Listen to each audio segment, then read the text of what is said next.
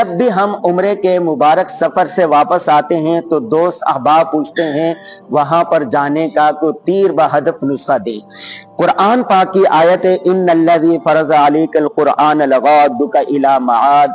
ये शान, इस आयत का शान नुज़ूल ये है जब आप सल्लल्लाहु अलैहि वसल्लम मक्का से मदीना जा रहे थे हिजरत करके, उस वक़्त नाजिल हुई से इसमें वादा किया गया है कि हम दोबारा जरूर आपको मक्का लाएंगे।